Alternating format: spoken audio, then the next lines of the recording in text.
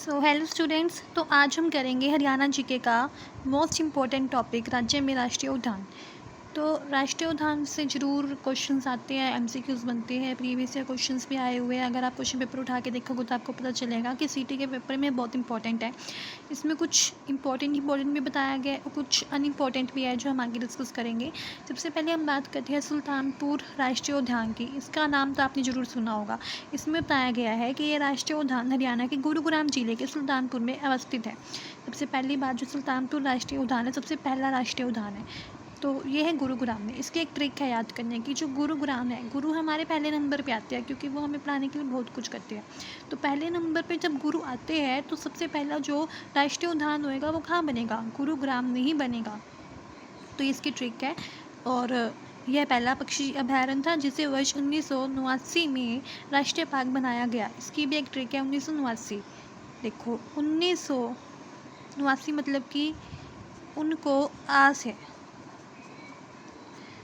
उनको आस है कि ये पहला पक्षी अभयारण्य है और ये बहुत अच्छा बनेगा।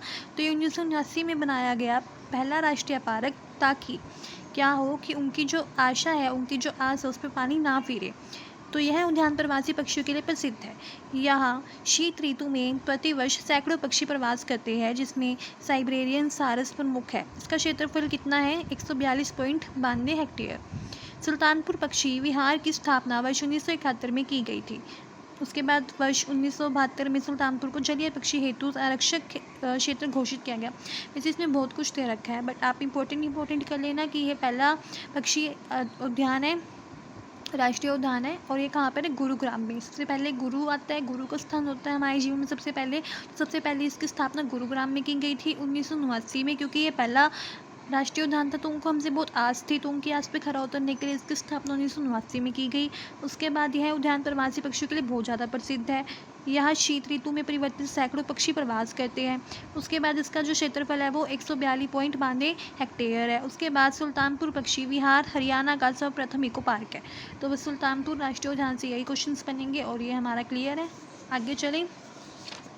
तो आगे नेक्स्ट हमारे पास आता है कलेसर राष्ट्रीय उद्यान, जो मोस्ट इंपॉर्टेंट है। इसके प्रीवियस या क्वेश्चन पेपर में बहुत सारे क्वेश्चंस भी आए हैं। ये नोट कर लो कि जो कलेसर राष्ट्रीय उद्यान है वो क्या है, बहुत ज़्यादा इंपॉर्टेंट है।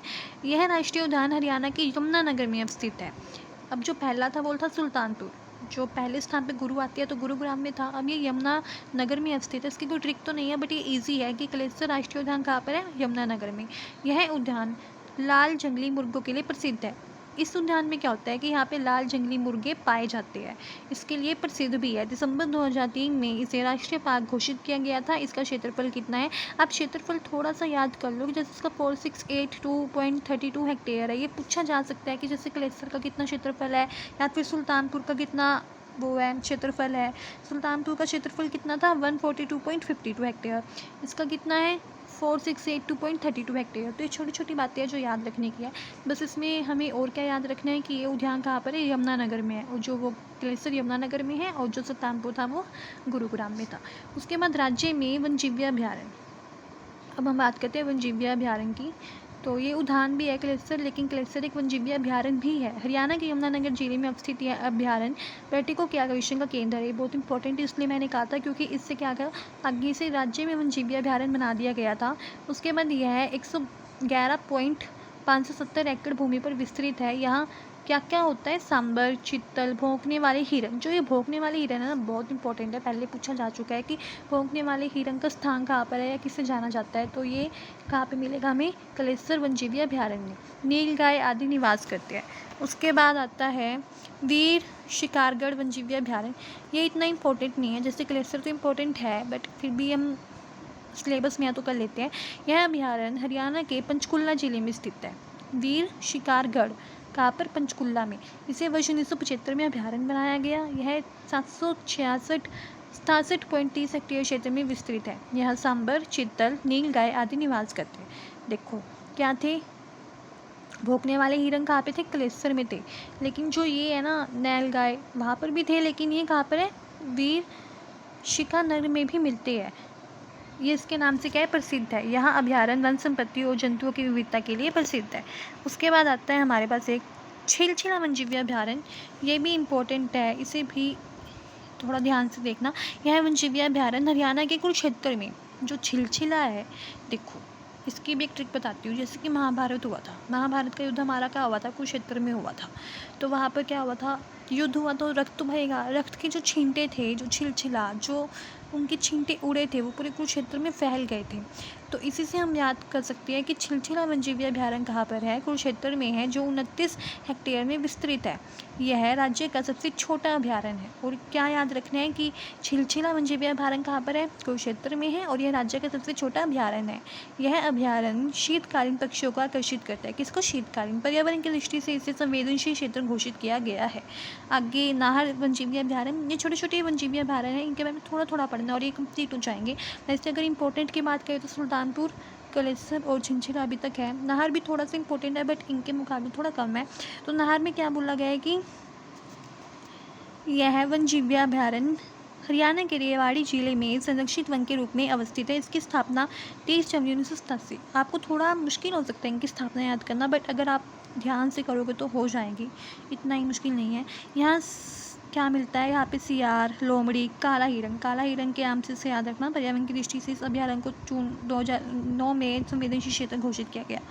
उसके बाद इंपॉर्टेंट के लेते हैं। अबूशहर वन्यजीव अभयारण्य, यह वन्यजीव अभयारण्य हरियाणा के सिरसा जिले में अवस्थित है। यह अभयारण्य 11,530.56 हेक्टेयर में स्थित है। इस अभयारण्य के मुख्य जीव बंदर, लंगूर और छोटी चिड़िया है।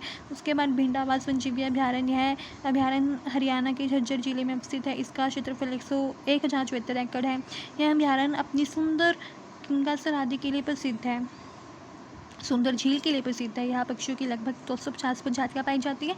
और यह भूरे हंस, ये भी अच्छा पॉइंट है कि भूरे हंस, बत्तख, लाल बुलबुल, किंगफिश, ये सब देख लेना।